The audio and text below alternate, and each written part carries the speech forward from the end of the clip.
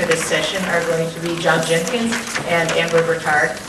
John will be speaking about the history of emergency medical services, and Amber will be speaking about the present situation of emergency medical services. And Amber is a biology student, pre-med student, and the president of our pre-health professionals club. And John is not a biology major, but should be, is a history major and a pre-physician assistant student. Both students we're extremely proud of and glad to have present. Please welcome them and enjoy the symposium. You also have evaluation sheets for this presentation, and both John and Amber are going to be evaluated on the same sheet, so you've got to both be good. Please make sure that you either leave the sheet on the table when you leave or hand it to one of the people at each of the entrances on your way out. Thank you so much for attending.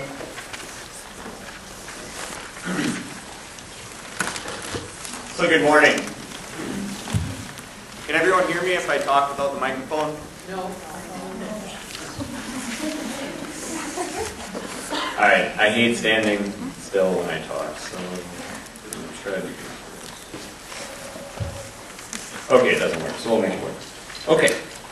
Good morning, my name is J.J. Jenkins. I'll be presenting a brief history on EMS in Wisconsin and the reforms that brought about the current state that we have today. As Dr. Ayala said, Amber will then be covering what we have in the United States, and specifically Wisconsin, at this time. Essentially, this program is going to be, we've come a long way. We've gone from essentially an ambulance service that was privatized, in which you could hang up your shingle and it could be Bob's ambulance. People would call you and say, I need to go to the hospital. That ambulance service would come, take you to the hospital.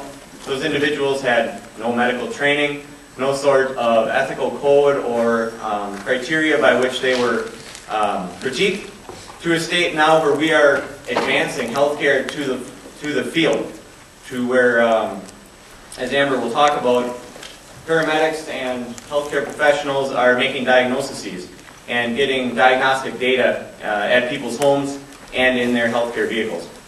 So again, a quick survey of history in EMS in Wisconsin. We're going to examine from basically 1970 to 2004, when roughly the latest set of reforms were made. I'm not going to cover back as far as that first picture, although it would be interesting to talk about those days. So pre-EMS, what was it like before 1969? Essentially, you had local police and fire units which provided extrication and on-scene care. This on-scene care was not regulated. It was not, no training was really required. The treatment of the time, what's this? 1 second. I'm going to set it so it pops up in the middle of Amber's. I'm kidding. Okay. So, these individuals were working with the best of intentions, but generally had very little training. The treatment of the time was rapid transportation. The concept of splinting, the concept of spinal immobilization was foreign. The idea was simply get them in the ambulance and get them to the hospital where definitive care could be provided.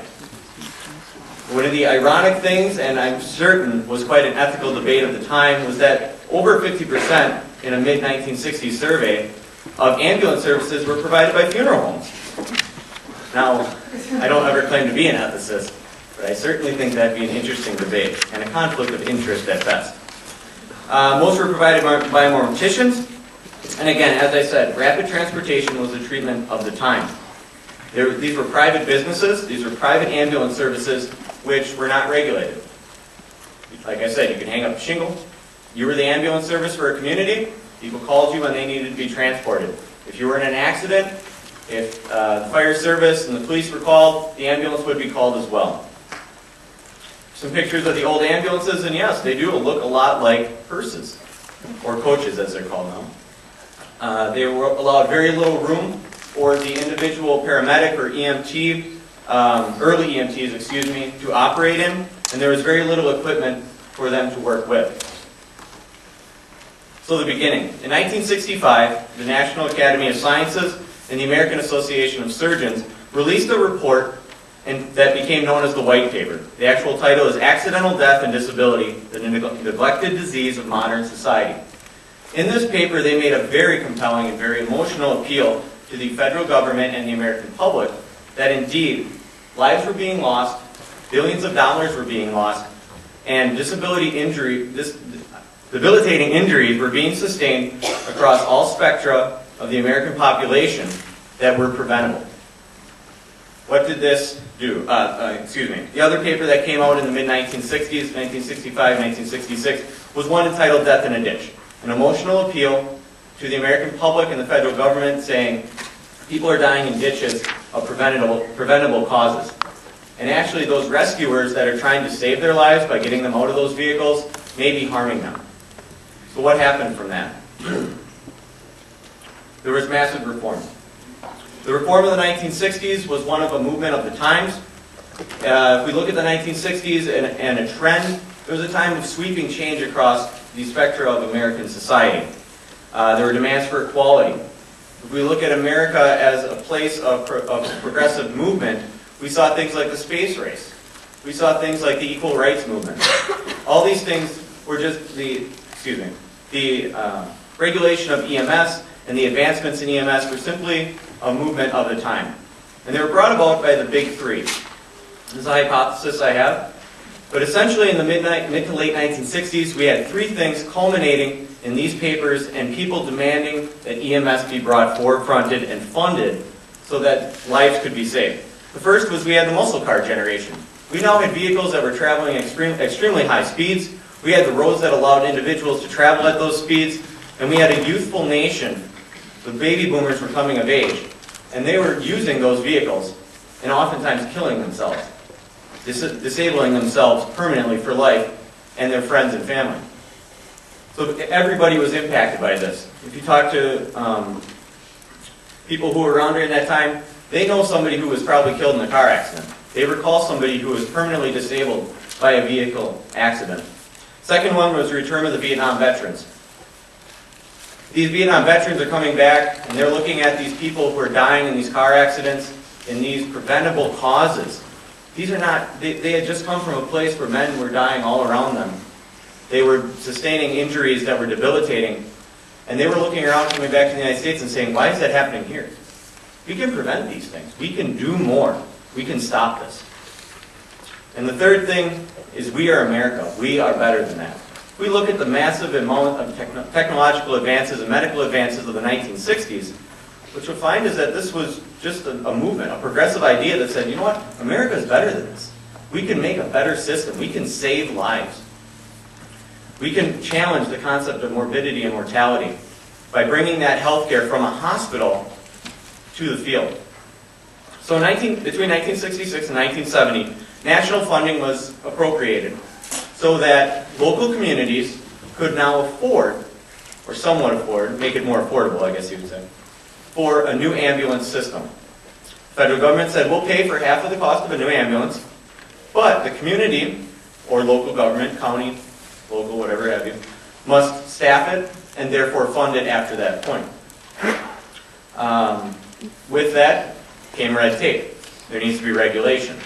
If we're going to pay for this ambulance, these people need to meet certain criteria. These need to be trained individuals who can provide care that are going to save lives. Initially, state instructors from Madison were the first instructors. There were 5 or 6 of them. They traveled in circuits. They would start out, let's say, somewhere near Madison on Monday, up to Fond du Lac on a Tuesday, Appleton on a Wednesday, Thursday be out by Portage. By Friday, they were back in Madison, continuing on that circuit, teaching different classes. Initially, the training was primarily focused on trauma and not the medical patient. Again, if we look at why EMS was invented, I guess you would say, it was in response to car accidents. So therefore, the training is going to be focused on trauma and crash scene response. Medical patients, such as people with chest pain, respiratory disorders, those sorts of things, were often neglected. Also came about was a crash injury management course, an individual, which was a precursor to the modern first responder, which Amber will talk about more. By 1972 and 1974, the national curriculum was passed. what an EMT was now defined. If you are going to be an EMT, a nationally registered, licensed individual, either through the national level or the state level, you will meet this criteria. You will have these skills.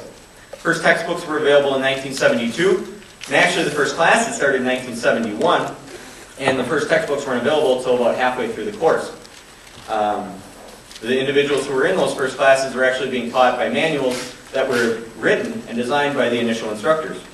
1974, the tech college system took over. Essentially, by this point, the state could not keep up. Those 5 to 6 instructors were not able to meet the demand of all these individuals who wanted to become involved in the EMS system. So we had places like Marine Park Technical College, Fox Valley Technical College, that were saying, you know what, we could do that. We can take over that responsibility. And they did. They started off with 1 faculty, then it advanced it to 2. And initially there was a debate. Is this a fad? Is this a trend?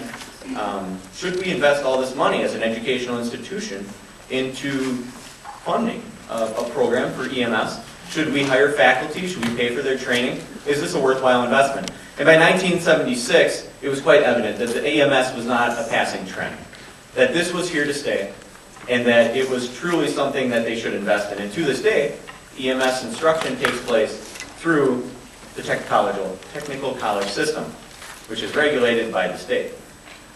In 1974, the Fond du Lac County Ambulance Association was formed, in which ambulances agreed in the county that they would take patients to St. Agnes Hospital here in Fond du Lac.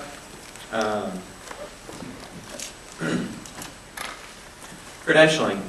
As I had said, when you create the concept of an EMT, you must define what they have, their skill set, and their scope of practice. Scope of practice would become very important later on as there was advancement in the different levels of EMTs, Emt Intermediates, paramedics, and the other levels. National level decided what those credentials would be, what training those individuals required, and then the state took over at a later date. The invention of the National Registry of Emergency Medical Technicians allowed for a national level of certification and regulation. If you are going to be a nationally registered Emt Basic, you're going to complete this many hours of training, and you're going to pass these many skills. State licensing and hour requirements increased as the skill set of individuals being EMT Basics, paramedics, whatever have you, has increased. Their responsibilities have increased, their skill sets have increased, so have the hours that they're required to attend classes and training and refreshing to maintain those. By 1972, the television show Emergency arrived. And this show, in some regards, brought about EMS in America. As I had said, in 1972, we had this educational system starting up. We had funding of ambulances and individuals. But what the government is notoriously poor at doing is publicizing these wonderful things that they come up with. What the private sector did with this television show is said, we've got people that are trained to save lives, that can go out into the community, and can act in your community as well. You had Johnny and Roy in their little red truck, roaming around, saving lives, and introduced to the American family in their home the concept of a paramedic and the defibrillator.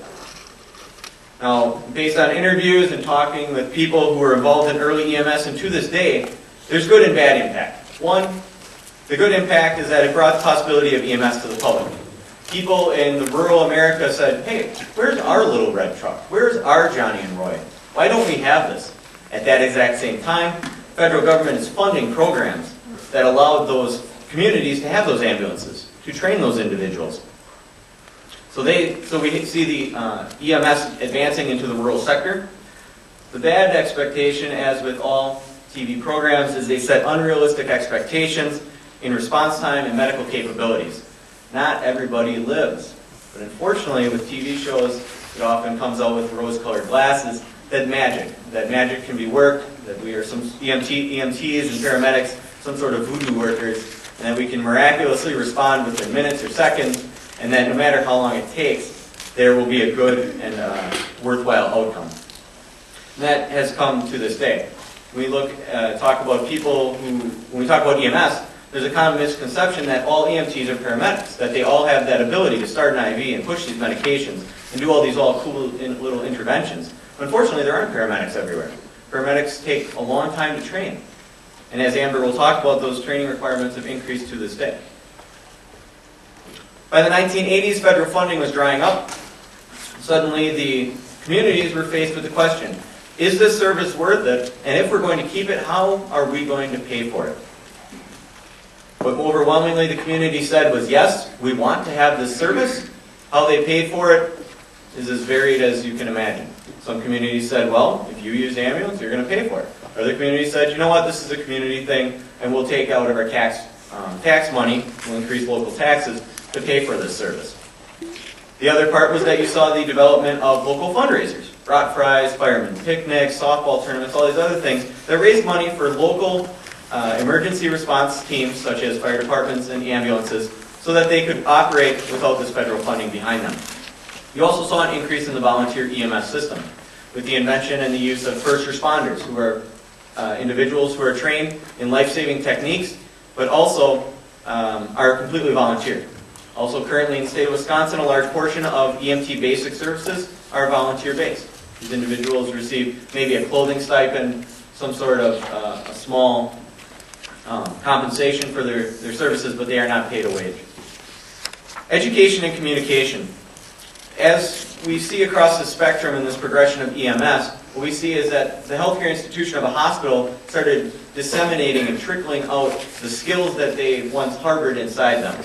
They started saying, you know what, you can do that in the field. Emt Basics, you could provide that, do that skill and save lives. You can be a lifesaver. In 1972, the first CPR class was held in Seattle, Washington, revolutionized the concept of pre-hospital care, eventually being endorsed by the American Heart Association. With the introduction of the AED in the late 1980s and early 1990s, it was added to CPR to make basic life support. What this essentially did was it transformed any individual, after a 4-hour block of instruction, hand them an electrical box and say, you can be a lifesaver.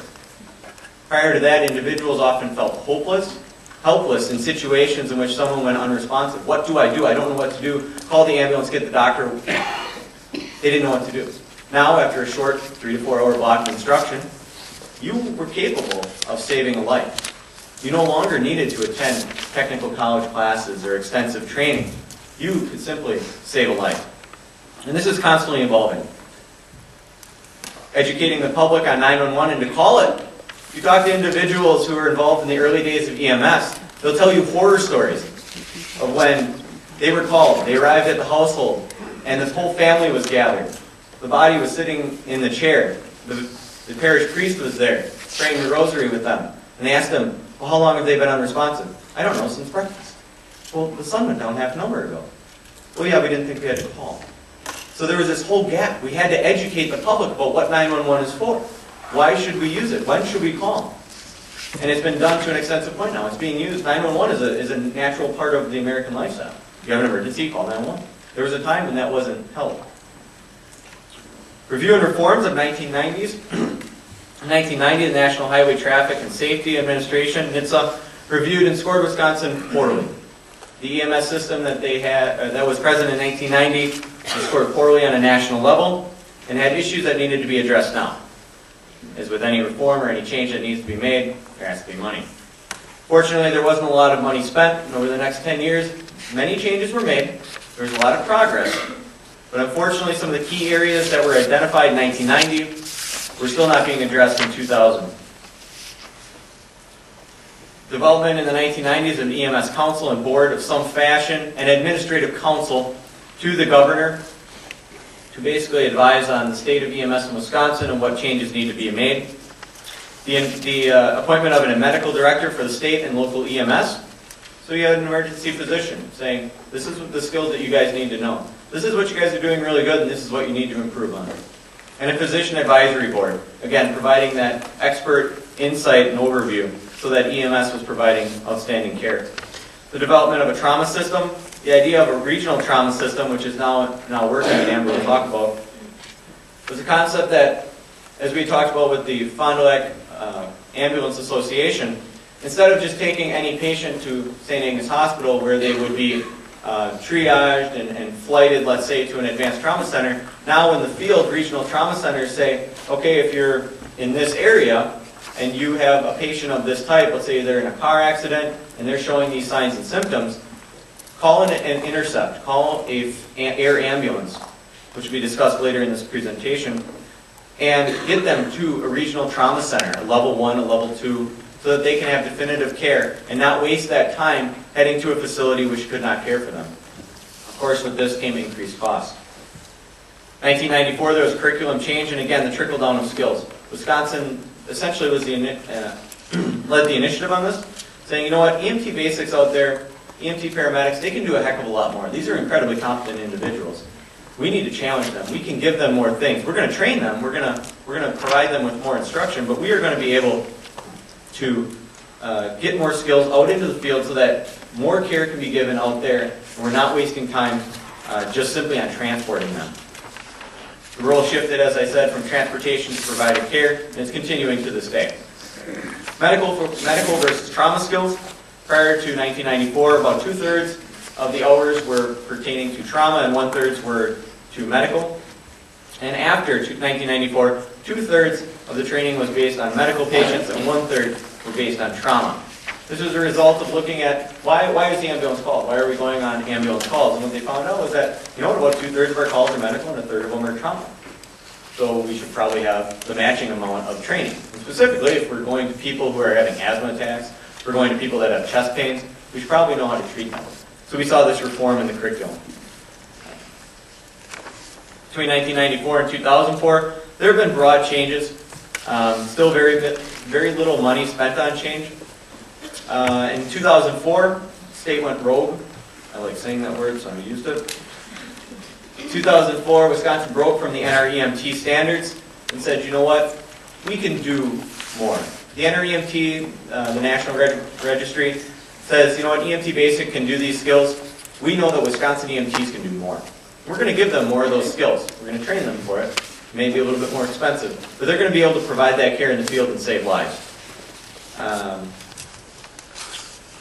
So basically between 1994 and through the entire progression of EMS in Wisconsin, we've seen an increase in use of technology. We went from a time when we're talking about horizontal transportation. There was no oxygen tank, there was no telemetry, nothing. To a state where we are taking 12 lead EKGs in the field, faxing them or sending them to the hospital, and getting diagnoses on what that individual has going on with their heart before that individual is even at the hospital. The skill sets have increased, again, based on 2004 standards, but just in general, what an EMT Basic can do now and what EMT paramedics can do now is incredibly advanced compared to what it used to be. Cost has, of course, increased with this increase in training and liability, as well as the hours required for their training. So big deal, so what? Those of you who have had Doctor's Roundup, you'll get that. So essentially I sum it up with this. And from 1965 to 2004, the United States, at times led by Wisconsin, transitioned from a state of centralized in-hospital healthcare to a system which integrated technology, increased knowledge, and increased responsibility of the pre-hospital healthcare professional, led to field diagnosis and rapid integration of highly effective treatment plans. I have a special thanks to give out to Bill Locke, Dan Williams, and George Blankenship. Bill is a gentleman who is a retired Moraine Park Technical College faculty. He, based on his interview, said, I've been involved in EMS before we knew what EMS was. This is very true. He was also my EMT instructor. Dan Williams, gentleman who is down at Madison, works in the Emergency Medical Service Manager for UW Health, and all the other things listed up there. He's been involved with EMS at a state level since its infancy. And George Blankenship, who is actually here today, EMS faculty at MPTC, and was a developer of the One Medic Intercept program, was involved in that. Are there any questions? Okay. All right, Amber. These are my sources. Okay, so that's a tough act to follow, I would say. I'll try and get it done. I'm Amber Burtard. I'm a nationally registered paramedic. I was in the first paramedic class that Moraine Park Technical College held in 2007. I graduated in 2008. As I'll describe the paramedic education, that takes an entire year, sometimes 2 years to complete. So it's hefty. I'm a student here at Marian. I'm, as Dr. Ayala said, I'm the Pre-Health Professional Club president for this year, the founding member of the club, and I'm a biology major, chemistry minor. So an overview of what I'm going to talk about, I'm picking up where JJ left off at the present, and I'm going to kind of go into the future a little bit. His mom, Nettie Jenkins, is actually going to be going more in depth in the future. She's an air ambulance nurse, so she'll be picking up where I'm taking off. So I'm going to be talking about the faces of Wisconsin EMS. What is an EMT? Where do you find these people? Where do they work? What are the levels of Wisconsin EMS? Currently there's 5 levels. I'll be talking about those in depth. Wisconsin EMS facts, some that I found were interesting. Reasons for ambulance calls. Changes facing Wisconsin EMS. I'm going to talk about 2 that pertain to the healthcare reform bill and the future of EMS in Wisconsin. So Wisconsin EMS has come a long way, as you can see from JJ's presentation, from name changes, which I'll be describing later, to new education requirements. Wisconsin is a national leader in EMS education and duties performed by their EMTs. As I'll be describing a little bit later, you'll see that we are at the forefront of our nation. For example, Arizona's paramedic level is actually equivalent to our intermediate level. So we're performing higher than some other states. The faces of EMS. What is an EMT? An EMT, the name stands for Emergency Medical Technician. Who are these people? Anyone. You could be an EMT, you could be an EMT, any one of us could be an EMT. If you've graduated from high school, you can be an EMT. An EMT could be your bank teller, it could be the student you sit next to in class, it could be a lawyer, it could be anybody. These people, although we are special, we're not any different than any of you. We just have training that allows us to treat people in emergency situations. So where do EMTs work? EMTs work, for instance, JJ had mentioned 3 people that he gave thanks to. They can work in a schooling system training new EMTs. They can work in fire departments, either as volunteer, paid on call, or full-time. Private services, for-profit and non-profit. Hospitals. I actually work at Aurora at Hartford. I work as a paramedic in their ER. I'm not sure where that ringing is coming from. I don't think it's me though. It stopped. No, it didn't. They can work for county, village, or city. I also work for Theresa EMS, which is an IV tech service, which I'll be describing later. We're owned by the municipality of Theresa, or air ambulances, which I'm going to leave up to Nettie to talk about, so they'll talk about that later. Education for Wisconsin providers. So the first level of a Wisconsin provider is the medical first responder.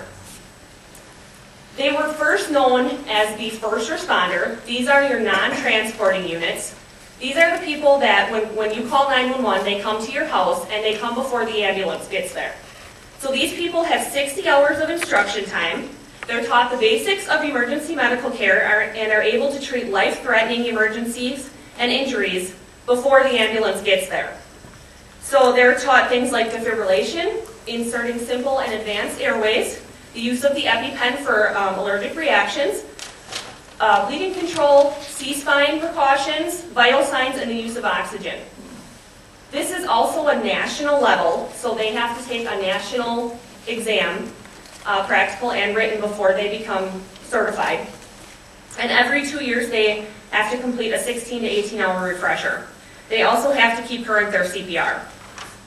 The next level is the EMT. This one was known as the Emt Basic.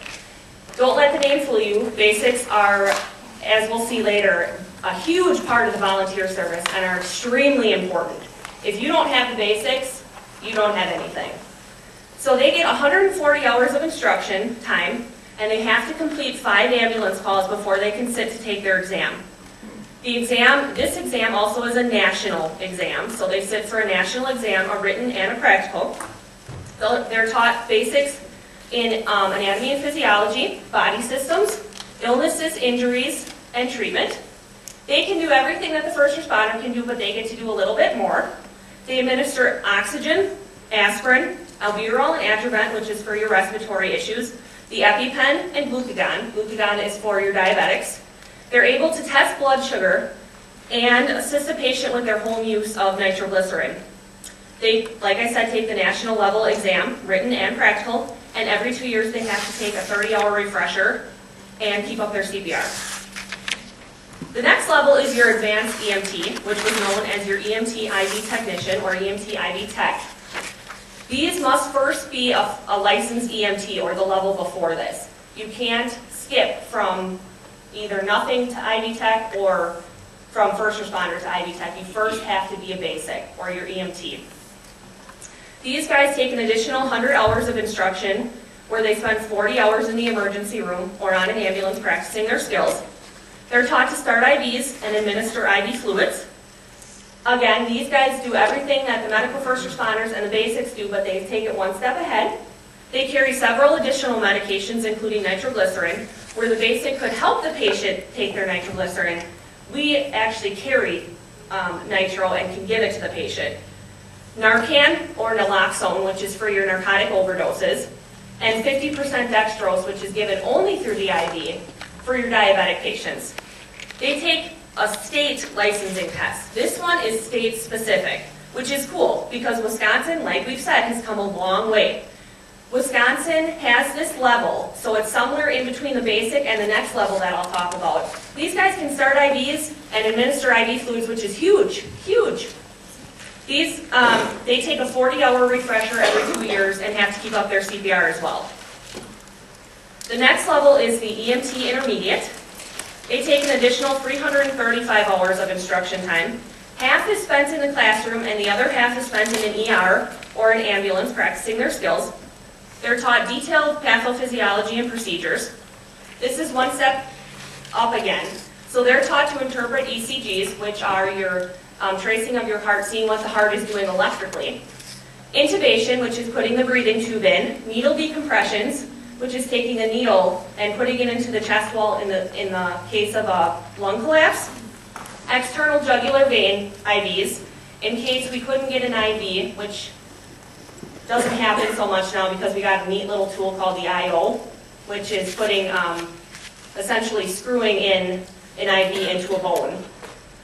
And they can administer more than 20 medications. Some are cardiac drugs, narcotics, and seizure meds.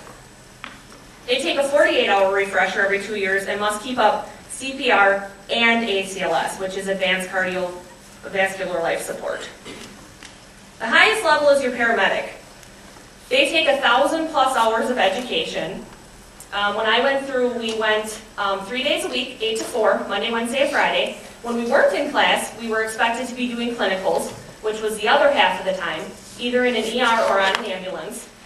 We're taught very detailed instruction in A&P, pathophysiology, pharmacology, critical thinking, and advanced medical procedures. We can administer more than 40 drugs. We can do a cricothotomy, which is a surgical airway in case we couldn't get that breathing tube down. RSI, which stands for rapid sequence intubation. If somebody is going downhill and can't protect their airway, but they still can't handle putting the breathing tube down, we can give a med that will paralyze them, so we can put the breathing tube in. Pericardiocentesis, which is inserting a needle into the heart, into the sac around the heart to take fluid off. And needle decompressions, which I said was putting the needle in the chest wall to reinflate a lung. Every 2 years, we have to take a 48-hour refresher course, and we must keep up our CPR and ACLS certification. So now we'll switch. We'll do Wisconsin EMS facts. There's more than 450 active services in Wisconsin. They handle between 475 and 525,000 calls a year. 40% of the 911 responding services come from fire departments, while the other 60% come from separate services. 64% are municipality-owned, like Theresa. 26% are private, nonprofit organization-owned, and 10% are for-profit organization-owned. Some more Wisconsin EMS facts. Transporting services, 41% are basic. That's almost 50% of the 475 services. That's a huge number. Basics are really important. 29% are that IV tech or that advanced EMT level, 5% are intermediate, and 25% are paramedics. So when somebody says, oh, the paramedics came to my house, that might be true, It might also not be true. Life-threatening calls. You might ask, well, how many calls do we actually run that are life-threatening? It's stated that 50% are actually BLS or basic life support. These are your basic calls. The other 50% require some kind of advanced care. Advanced care is considered starting an IV. So if you can imagine starting an IV and going up, the other 50% are that. 20% require one or more medication administration, and 10% are true life-threatening calls. Age groups transported below 12 is only 5%. 19 to 64 is, each one of those accounts for 14%, and greater than 65 is 45%, so that's a huge chunk. 60% of Wisconsin ambulance services start IVs and administer 8 or more drugs. This is great because in 1996, only 26% actually met this criteria. A glance at Wisconsin ambulance services, 450 services, like I said, 375 respond to 911 calls, while the other 75% provide services like training. Interfacility versus intercept versus 911. 911, obviously you pick up the phone, you call 911, we come. Intercepts are when a service lower than an intermediate calls because we can't, and I don't want to use handle as the word, but the patient is going downhill and we don't have the medications or the procedures able to help that patient. So we call in a higher level, which would be your paramedics or your intermediates, to come help us and administer those drugs. Intercepts can also be air ambulances. If we have a trauma patient that needs to go to a level 1 trauma facility, we'll call in an air ambulance. Interfacilities are when an ambulance service either takes a patient from hospital to hospital or hospital back home or to a nursing home or an assisted living type situation. 45% of EMTs are volunteers and are responsible for 24% of the call volume. 40% of the total call volume is handled by only 10 Wisconsin EMS services. That's 7,500 calls a year that they run. That's a lot of calls. One of them is Milwaukee. 80% run fewer than 1,000 and 40% run fewer than 200. Reasons for ambulance calls, most common is trauma, falls, or your accident. Trauma is followed by chest pain, difficulty breathing, abdominal pain, altered level of consciousness, and stroke. This is followed by a variety of other complaints. So we're here today to talk about the healthcare reform bill. That's what this is all about. There's two concerns that people have brought up. One is a possible public insurance option. In 2007, the GAO, or the Government Accountability Office, reported that Medicare reimburses many ambulance providers less than their actual cost of providing service. They stated that rural ambulance services get 6% on average less reimbursement and super rural gets 17% less. So now let's imagine, like I said, that 45% was above 65 years old, and with the baby boomers up and rising, we put millions more people in the service, or in the government plan. These people are being treated and transported by a government plan that's just as insufficient. Now you might say, well, so they're getting less money. What does that really mean? Medicare is paying us less, so some of the services are barely hanging on. So big picture for many ambulance organizations, every Medicare patient is a money-losing proposition. Now that does not mean that we aren't going to transport Medicare patients by any means, but it's just something to be aware of. The second concern, which actually started January 1st of this last year, was rounding of mileage. Let's say that an ambulance service travels 16.2 miles, but we claim that we did 17.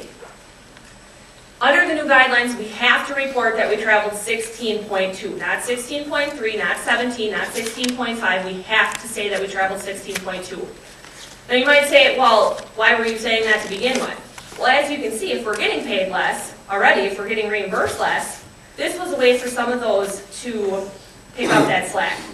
If a service does 20,000 transports a year, they could lose $30,000 as a result of this seemingly insignificant change. Bright sides to the bill emphasizes prevention, which is great, because millions of dollars can be saved if we can prevent illnesses before they get out of control.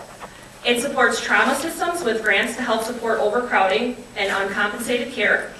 The bill supports quality of care instead of quantity, so it's no longer we have to see 65 patients, it's did you really make an impact on that patient? Does that patient understand their illness? Shortages in healthcare workforce are also addressed. The bill creates a fast track for Army medics to become first responders, and it aims to train primary care nursing and public health. The future of EMS. I see EMS being used more as preventative medicine as well as emergency medicine. If we can give flu shots, or we can have a day where we give pneumonia shots, or we have a day where we are preventing illnesses instead of treating acute illnesses, I think I would like to see that that's where we go. But to be totally honest with you, I don't know. The future is ours. Let's make it what we want. These are my sources. Do you guys have any questions? Yes, ma'am. Under what If you put it at, excuse me, if you use the mic, then we can have it on the tape. Can you, okay. Under what circumstances can an emergency care or urgent care facility refuse treatment? Honestly, emergency care, we would never refuse treatment. When I go out in the ambulance service, we don't even ask for your insurance information. It doesn't matter to us if you have insurance or not. We're going to treat. What about the urgent care facilities? Urgent care, I don't think that they can refuse care either. Emergency medicine, as far as Aurora, where I work, we don't refuse anybody. We don't turn anybody away, regardless of your ability to pay or not. Thank you.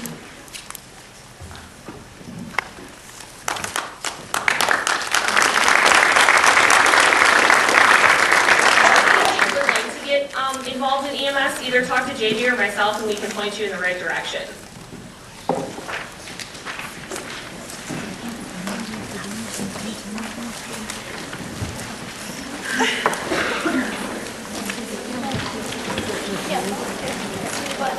Welcome to the third session of the Academic Symposium on Healthcare Reform. Our two speakers for this next session will be Nettie Jenkins and Eva Keither. Nettie is the Flight RN and Base Manager for Flight for Life, and Eva is the Director of Finance for the Milwaukee Regional Medical Center. And the two of them together are going to be talking about the projected impact of the healthcare bill on air medical and emergency medical service organizations. So our next two speakers are really going to build on what JJ and Amber spoke about before. So I'd like to welcome you both, Eva and Nettie, and thank you for joining us.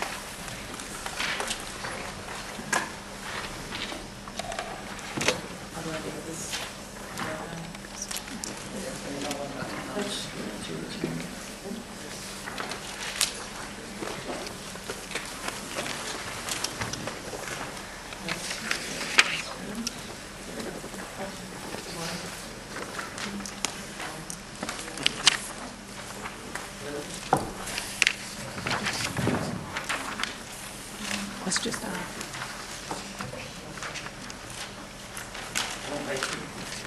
I also, like JJ, I don't like to stand in place when I talk. I tend to walk around a lot when I present.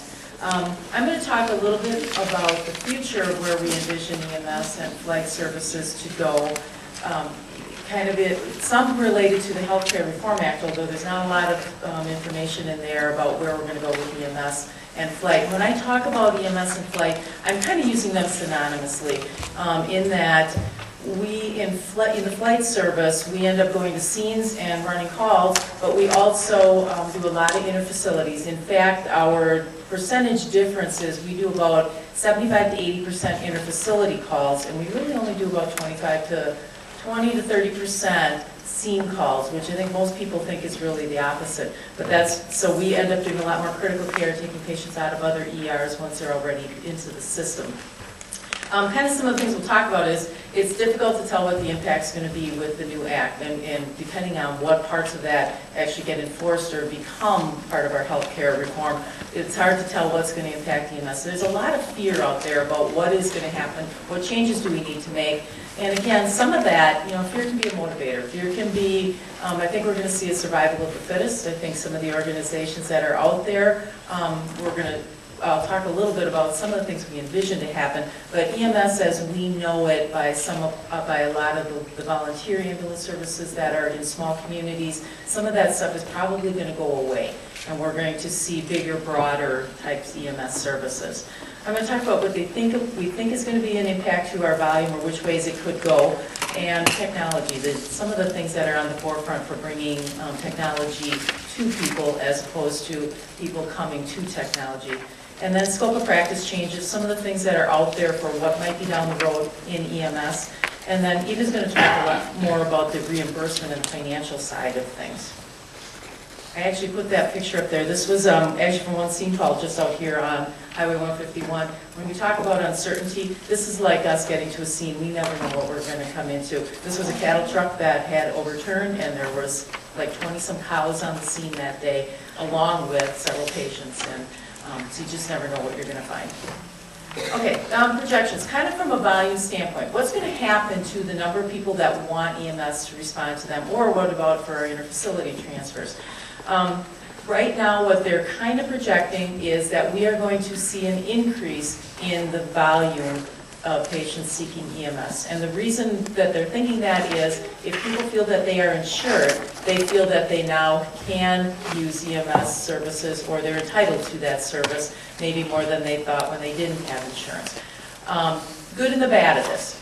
We have patients who should be getting transported by ambulances that aren't calling healthcare services or calling an ambulance because they don't have insurance and they don't want to have to pay the bill. So they're not using it appropriately when they should be.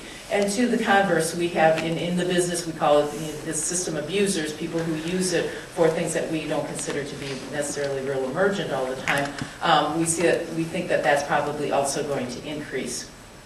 So increased requests, increased volume use, and probably proportionately between 911 or emergency calls coming to a house or a scene and interfacility as well, that they're probably both going to go up proportionately.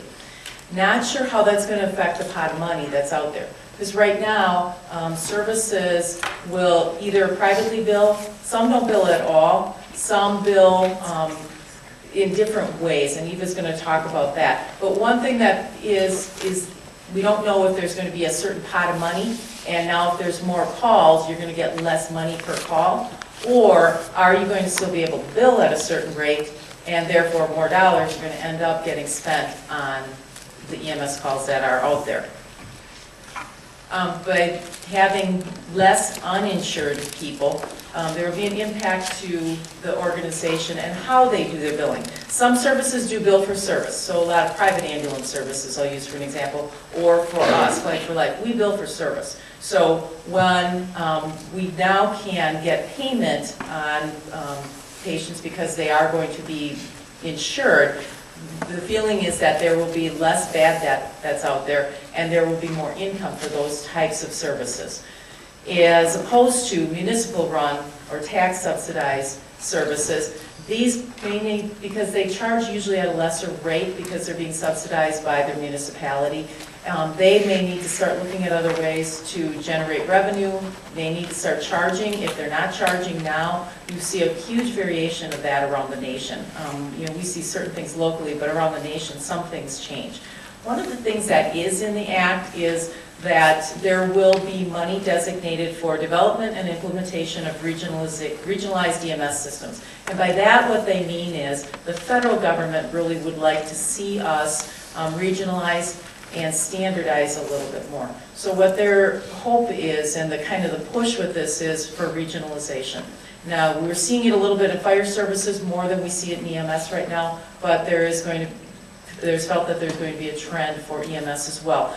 Things like, I'll just throw this out as an example, that in Fond du Lac County right now, I believe we have like 6 ambulance services and more than that of first responders. That those would all become, instead of being 6 separate ambulance services, that they potentially would meld into 2 or 3, or become a county-wide service. There's talk of even crossing state lines and regionalizing in a bigger venue than even with just one county. What the map up above is showing is those are right now what our regional RTAC, our regional trauma advisory councils are set up right now. Those are set up for trauma purposes. Some states have similar setups for EMS services where they have one medical director that covers every one of those regions. Everybody in that region functions under the same protocols and policies. The state of Maine EMS runs under statewide policies. Everybody in the state works off the same policies, procedures, same medical direction. We have, in Wisconsin, every ambulance service can have a different medical director, can function under separate policies and procedures. So one of the pushes is to try and standardize, and the idea is that there would be, by not having all the smaller ones, we can save money in the big picture, overall in EMS for that. Unfunded mandates, Amber talked about this a little bit. In the past, we have had a lot of changes in EMS, and oftentimes those things have been, we've been told, you need to have an AED on your ambulance, you need to do this, you need to do that have costs associated with them. And we've not gotten money to offset that. There's a feeling that that's probably going to continue. That as some of the things develop with the Act, that there is going to be more requirements on EMS. But where is that money going to come from? And I can tell you, our state office in Wisconsin, we just lost another person in the state office to retirement. Don't know if that position is going to be getting replaced. They're running at bare bones at our state level. And some of the states, every state is set up different. So it depends on the state that you're in with how their EMS is run throughout it and what's projected then also for the future for them.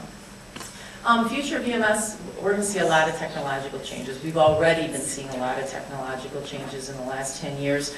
Again, a lot of these have big dollars assigned to them and not necessarily any additional monies coming in for you to purchase the equipment, do the training that goes with that, hire the level of personnel that you need to run those. Some of the things that are out there that we do see little bits of this already, and this is using tele or video oversight. Now, in hospitals, we have been seeing some of this where, let's say, ICUs of smaller hospitals have the ability to teleview to a specialty center, a UW-Madison or a Freighter, somewhere where there's a higher level of care. And they can telemedicine so that they can actually see what that patient looks like, help with treating that patient, and ask the questions directly to the patient because you can gather better information by doing that.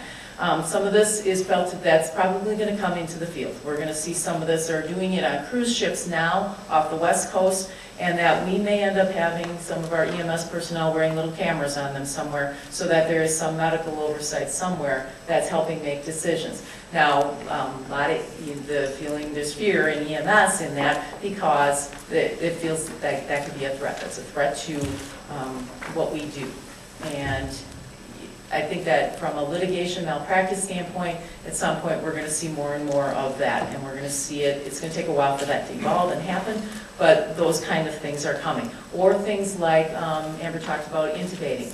When we do intubations, there are video type guides. One's called the Glide Scope. There's several of them on the market that you can use, so it's actually videoing while you are doing the intubation. So you can use that for part of your records to avoid litigation, to say, yep, I did place it in the proper place, it was functional when we placed it, and being able to have that for malpractice purposes. One of the things that has been increasing as time goes on and EMS becomes more and more of a specialty is there is more and more malpractice claims, there's more litigation that is seen, or at least attempted. Not always successful, but that concept continues, just like it happens in hospitals, it happens in the field as well. Safety features and sensors for vehicles. This just continues to evolve. I've got some pictures on the next slide, I think, but the concept of where the airbags are, the pop-up roll bars that'll happen on some of the vehicles, the sensors that tell you if you are going to hit something, you're getting too close when you're backing up or trying to parallel park. Some of the sensors that it's there, it's just not being put into cars yet, is the ability to drive on its own. It can sense the speed you're going at, it can sense where the road is, and it can sense what vehicles are around you so you can pass or that vehicle can pass you. That capability does exist, it's just not implemented yet. We're going to see more and more of those things. The black boxes that are in cars where the officers can go back and actually reconstruct what was happening, how fast were you going, what time did you brake, when did the tires turn. All that stuff now is retrievable in newer vehicles, obviously not in the older ones. different types of seatbelts that are out there, and the car seats for babies and to whatever ages that they need to be in. To the GPS and the preemptive traffic lights. GPS just being able to track, whether that's through a dispatch center or whether that's through your organization. Different ambulance services. I can use Gold Cross in the Upper Valley. Gold Cross has been doing for a number of years. They have little video cams in their units, and they also have sensors built into their ambulances. They can go onto, the administration can go onto their computers, and they can see how fast that vehicle is driving. It sets off alarms, and then all of a sudden you get a little red thing that flashes on the box. When that happens, they have to turn it in. It has to be downloaded. It tells them if they took corners too fast, if they took the corner too sharp, if they hit a curb. It will alert for, and you can set it to different sensitivities. So it saves on the maintenance of the vehicles. It tells them who are the good drivers or maybe not such good drivers for them. Those kind of things are just continuing to develop. I can tell you the city of Fond du Lac, their fire department, their administration has the ability. They know where all their vehicles are at any given time and how fast that vehicle is traveling. There are some safety things where they're putting basically a governor on some of the emergency vehicles so they cannot travel faster, because we know that people, when they hear the red lights and sirens, they drive faster. There's studies to prove that. So if the vehicle doesn't allow them to go over, I'm going to pick a number, go over 70 miles an hour, then they can't, because their adrenaline is going. So to help try and build in some of the safety aspect to not only, so when I talk about safety, I talk about it not from what's in as consumers in our cars, in our vehicles, but also what's in ambulances. Other things that are thrown around are, should people who are in the back of an ambulance be wearing a helmet? Because we know that if they are involved in a crash, that things fly around, and they fly around because they don't always wear their seatbelts because of what they're doing. And that to be somewhat protective for them. So them wearing different safety gear. Those kind of things get talked about. Preemptive traffic lighting exists. It's just not real predominant. It is in some areas. We have some of them in Fond du Lac already. And this is basically, this is a strobe that can be put on the front of an emergency vehicle, and it sends out a strobe at a certain timing level. And when you approach a traffic light, it then changes that traffic light to green so that the emergency vehicle can go straight through, doesn't have to worry about hitting a red light. Even though they don't have to stop by law, many organizations now are saying, even if you do, you need to stop. Come to a complete stop, why don't you looking both ways? Because we know that most emergency vehicles that are involved in involved in crashes happen at intersections, and oftentimes going through emergently. So to take away some of that, it turns to a green light, they're able to go through. That kind of technology is just continuing to evolve. Again, always has a price tag that goes with it though. And just like anything else, it's more expensive till there's competition and the prices stop dropping.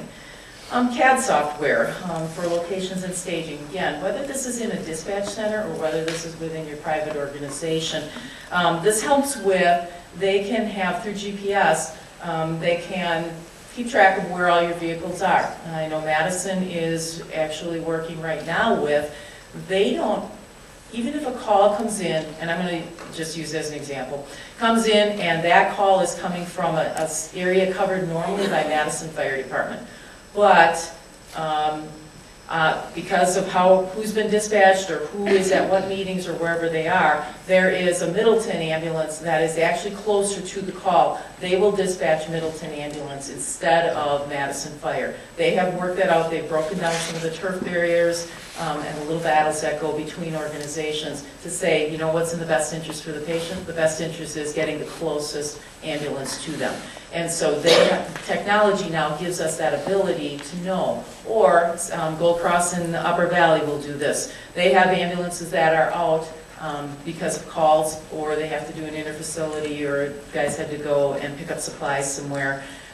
They will then move their ambulances around, and they'll stage them at different spots. But they know where they can place them because they have the GPS, and it lights up on a screen to be able to assign where that is.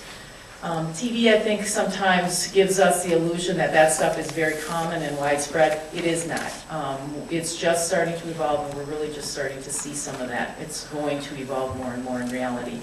Educational changes. Some of the things like in the bottom right corner there.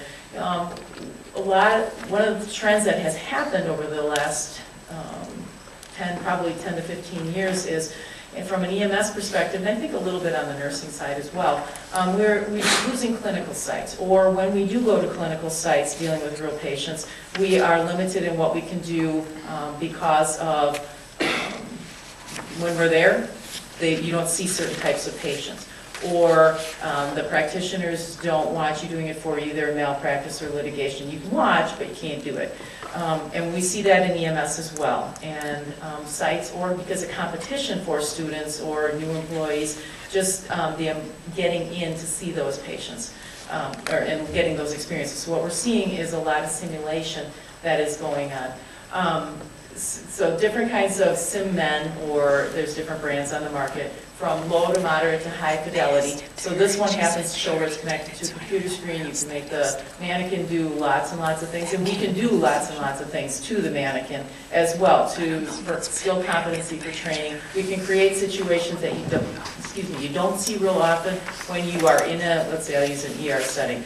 Amber talked about doing a pericardiocentesis. You know, people go careers in EMS and never have the opportunity to do one by their protocols. Those are things you can practice on a mannequin. Those are not things that we can do create on real patients. Equipment, technology. She talked about 12, or she or JJ talked about 12 leads. 15 years ago, we'd have never thought about doing 12 leads in the field. We did telemetry. We could send telemetry in and send a heart rhythm in, but we didn't do 12 leads in the field. We didn't have the ability to send that in either by fax or any other technology for that matter. But we do it now. Now 12 leads, doing them and sending them in is becoming commonplace. It's becoming a standard of care. And that kind of is evolving. Another thing that's out there, this is being done by the military. We're not seeing it too much we haven't seen it yet that I know of anyway in the civilian world, but doing ultrasound exams for trauma patients. And I've got a picture of that on the next one. I can explain a little more. And then documentation. The day of handwritten records is literally gone. Everything is computerized. To the goods and the bads of that. We all get frustrated when the computer systems go down, or it doesn't allow us to do what we want to do, or you have to fill in all those fields. But it does make more complete records. We are able to draw data off of that, and we can finally start to get some quality data that we've not been able to get. And it's legible in general, unless they are typing in misspelling. And that leads to research, so that we can have better data for our research. This just shows some of the airbags and the dispatch centers, what a modern-day dispatch center looks like. And some of the accommodations that we're looking at are increasing skills or increasing scope of practice, so that we might have more we have a level now of critical care paramedic or EMS specialist. Are we going to start thinking about putting nurse practitioners or PAs out in the field, doing medical screening exams out in the field, maybe even doing some treatment out there? And that concept of taking things into the home again, that is out there in the forefront, and some of the things that future EMS are looking at. And otherwise, needing to boost income, do we need to send for time and to make use of their time? Do we send them in the schools and do the eye and vision exams there, do the immunizations, and help with those kind of things, other ways to generate income for? So that talks about scope of practice. We need to educate, we need to increase the education to our EMS providers, or in order to be able to do that. Sending supervisors out, screening calls. Do they need to be transported? Don't they need to be transported? And then our more diagnostics. That upper right-hand corner is showing portable handheld ultrasound machines that are out there. Do we start training people out in the field to do these, and the film is looked at, or the video is looked at by somebody else? One of the other thoughts that's out there is, do we reimburse based on quality? It's being looked at in hospitals. Is it something that we need to look at in EMS as well?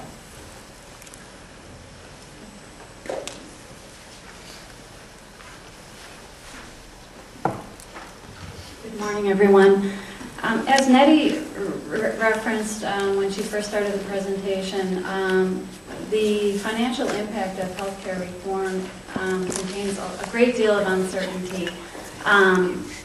What we're seeing now as people prepare their 2011 budgets and kind of look ahead to how they're going to do some kind of financial planning to deal with this uncertainty is we're seeing the value-based financial models being replacing the volume-based models of the past. Financial planning in the future will no longer involve simply looking at increases and decreases to volume or associated costs of growing your business or service area. It's gonna, the financial planning will be multifaceted and will have to be very robust to allow for moving parts. These financial plans will have to have enough detail and data to allow for changes to these assumptions as reality plays out due to this uncertainty. The one thing that we can begin to do is create models with data that we have currently identified as being very probable. We are fairly certain that we will see volume utilization increases as 32 million more Americans will have coverage under the proposed plan. Also, with the most certain shortage of primary care providers, EMS will probably continue to serve as a front door to healthcare access. So we are fairly certain that we are going to deal with volume increase. We also are certain that we are going to see have an impact on our payer mix as the public insurance option will replace traditional coverage, and our revenue source will look very different. And as Nettie mentioned in one of her slides, we would anticipate decreases to our bad debt, but we'll likely see that being offset by increases in contractual allowance. And what that means is, as bad debt decreases because more Americans have coverage, we will still see write-offs because the fee schedules for these the public insurance option will look like Medicare, and the fees will most certainly not be, the coverage will most certainly not be as great as what we're seeing with traditional health plans. So what we can do is create these models and make sure that the data is robust enough so that we are able to make changes as reality plays out. We are seeing an increased need to protect our service. This uncertainty, we're not sure how this will impact our bottom line. So most services nowadays are much more fiscally conscious and are looking for ways to preserve what we do have. The legislation, we do know that the legislation favors integration of services and efficiency, and they're looking to integration to achieve that goal. So many of the financial plans include investments in information technology to meet those objectives. With the healthcare reform comes payment reform. Currently, EMS receives only about 1% of total reimbursement funding from Medicare, which is an amazingly small amount. So any change to this rate will most certainly have a dramatic impact. If the rate goes up, it means less reimbursement per capita. It's hard to imagine adequate coverage of 32 million more Americans if the rate goes up. The per transport or per capita reimbursement won't be adequate. If the rate goes down, these ambulance services are going to see a dramatic impact on the financial viability of their service, as they are already pinched under the current fee schedules for Medicare and Medicaid. We're already seeing some pullback on the reimbursement rates. On January 1st, 2011, fractional mileage was implemented for non-hospital-based services. And what that means is, in the past, we were able to round up our mileage. For example, if your transport was 16.2 miles, you could round up to 17 miles.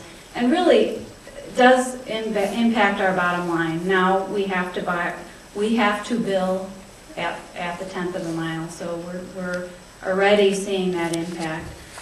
There is also new to the industry, a new method of determining the Medicare inflation rate. Every year, Medicare will adjust their reimbursement rate to reflect inflation index. And now, as a part of that inflation calculation, they are offsetting any increase in the inflation index by what's called a productivity adjustment. And in theory, this productivity adjustment allows for providers, as providers become more efficient over time, as healthcare changes are implemented, this productivity adjustment or increase is subtracted from any inflation increase. So the bottom line is that this inflation factor, which in the past would serve to increase our reimbursement rates, could now actually wind up having a negative impact on the fee structure. So we're seeing decline in what we're being reimbursed for. Then, of course, there's the public health insurance program, which is probably one of the biggest issues under debate regarding the new healthcare legislation. As it is, the GAO reports that current Medicare reimbursement is less than the cost of providing the service. So a Medicare patient to us is a money-losing proposition. We are not making money. We are not able to meet our costs when we transport a Medicare patient. A public plan would closely emulate, I'm assuming, a Medicare plan, and under this plan, I'm sure that it's going to have an ominous impact on our reimbursement. One of the other proposals under the healthcare payment reform legislation is the concept of bundled billing. As I said before, healthcare reform favors integration, and the theoretical focus of the legislation is to increase access to affordable health care and to provide for appropriate level of care. And so the whole premise is to increase quality. The emphasis on quality spurs a movement toward paying for outcome versus fee for service. So this bundled payment philosophy kind of emulates that whole philosophy. The reimbursement under the bundled payment regulation would entail a single payment for all services provided. So this would be very controversial, especially to an ambulance service that is not hospital-based or that is independent. So how that pot would be divvied up would very likely be very controversial. And again, the incentive here is also to contain costs by reducing excessive testing, and again, with a focus on integration and quality of service. One of the other points I wanted to make about payment reform is there seems to be a philosophical move toward prevention and wellness in the healthcare legislation, and this will very likely impact where dollars are spent and where they are approved. So again, the impact of that is uncertain.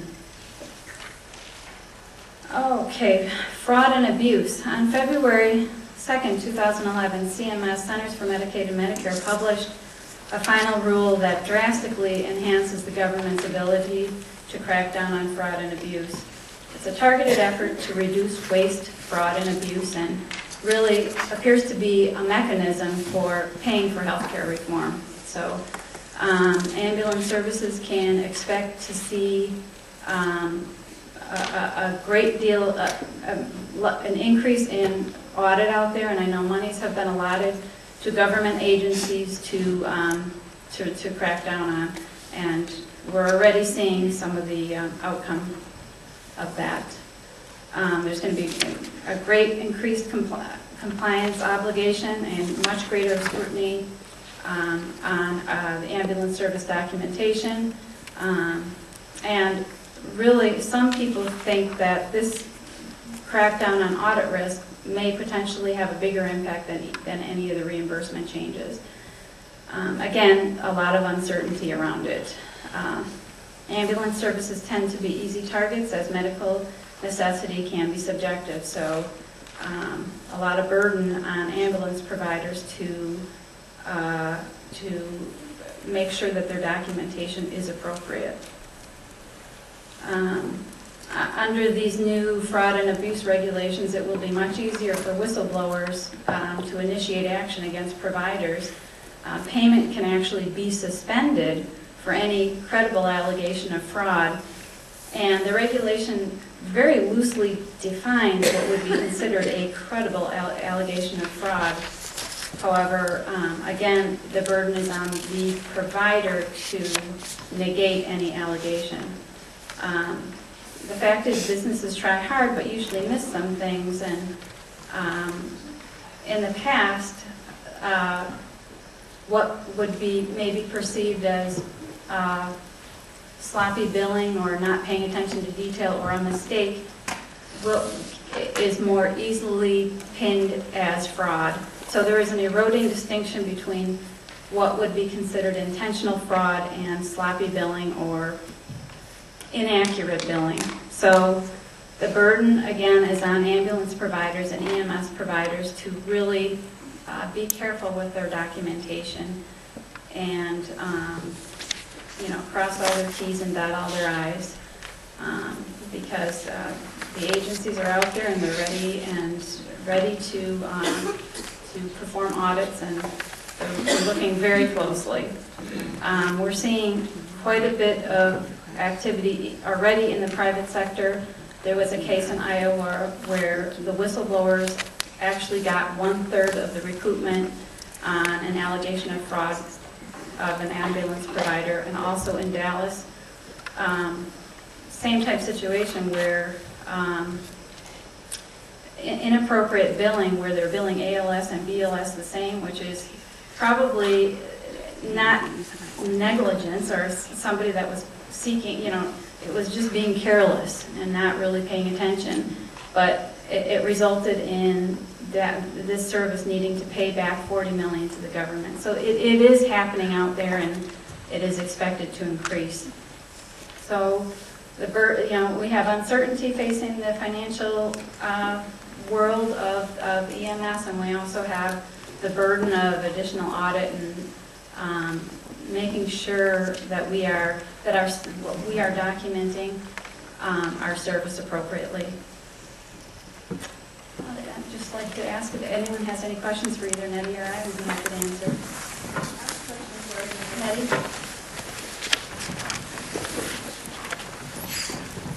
Okay, in the event that there was an accident while transporting a patient, could the fire department be sued by the patient for malpractice? And if so, do you think the cases should be solved through arbitration or litigation? If it's an EMT that is picking up a patient, it's the same sort of process as it is a nurse or a healthcare provider. They have to prove that there was a duty.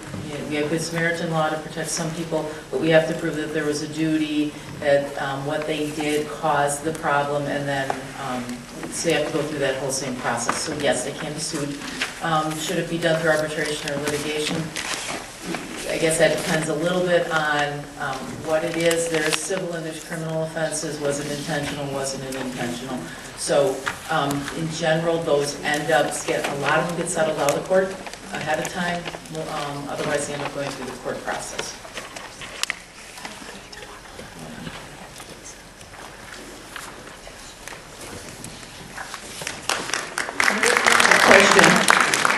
Mr. Becky.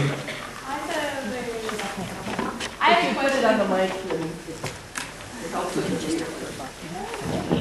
I have a question on, is there any program set up for like ESN for nurses to, if they have interest in doing paramedics, like obviously to start in the way bottom spectrum of the, I can't remember what it was, but starting at the way bottom end of that for doing EMS services, is for a nurse to go in and do that? Do you have to start and take your same steps up all the way to the program?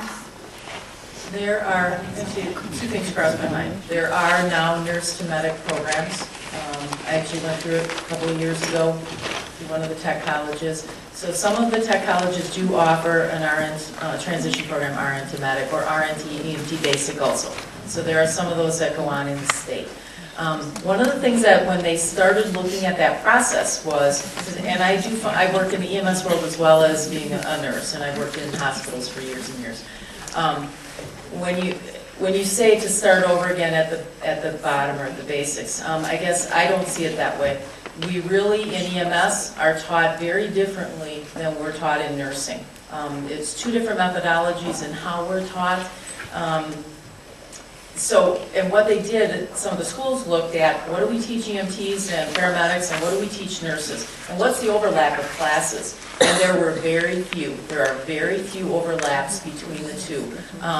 You really do, other than pathophysiology, which doesn't change between the two, but the method of how you teach it, the method of how we function as either a field person or a nurse are very different. To me, they're very different, and there's clear lines. So that does exist, but I wouldn't say that I think everybody shouldn't have to go through a full course either, especially if they've not worked in EMS before that. It's two different worlds. It really is. Does that answer your question? Yes.